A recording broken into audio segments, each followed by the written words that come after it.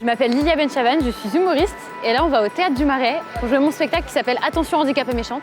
C'est un petit peu compliqué en tant que malvoyante de vous décrire ce que je vois parce que si vous voulez, moi je suis pas aveugle mais je vois pas non plus.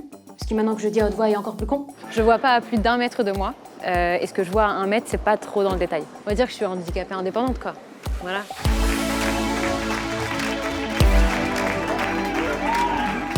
La semaine dernière j'ai joué le premier quart d'heure du spectacle et je me disais tiens ce soir ça rigole pas beaucoup.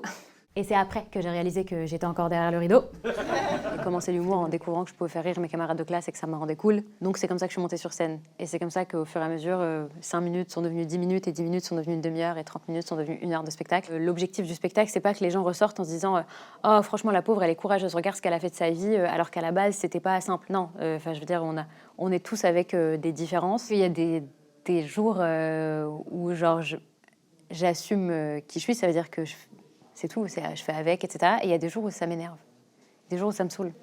Il y a des jours où je me dis, ah, franchement, j'aimerais bien voir. Bienvenue dans les loges du Marais. Du coup, pour le spectacle, malheureusement, je ne porterai pas cette perruque. Je sais que vous êtes déçus, mais voilà, ça me suffit. En fait, c'est la première fois que je vais jouer mon spectacle sans avoir une première partie. Du coup, quelqu'un qui fait genre 10 minutes avant moi. Et c'est la première fois que je vais rentrer genre toute seule sur scène, ça me fait trop bizarre. Alors il y a des gens qui vont se dire mais c'est rien du tout, en fait les gens c'est toi qui sont venus voir.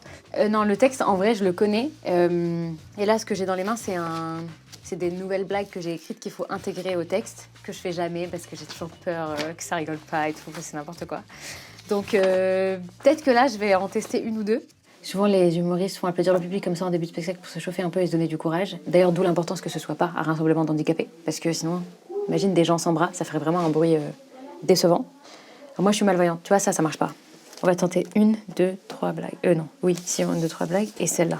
Alors j'imagine que c'est la première fois de votre vie que vous avez une humoriste handicapée en face de vous, sauf si vous êtes déjà allé voir Anne Romanoff en spectacle. Ouais. Jamel Debbouze, ça compte pas, parce qu'après un certain nombre de millions, on considère que le bras a repoussé. Je pense que ce qui fait qu'aujourd'hui, je m'en sors, entre guillemets, bien, et que j'arrive à accepter cette différence, c'est aussi... l'éducation de mes parents, le fait qu'on n'ait jamais fait de différence entre mes frères et sœurs et moi. J'ai grandi comme un enfant normal jusqu'à mes 18 ans. Pour moi, tout était possible. Bon, j'étais très vite déçue quand j'ai appris que c'était pas le cas. Tu vois. Je pense que c'est très dangereux de vivre sa vie sans second degré.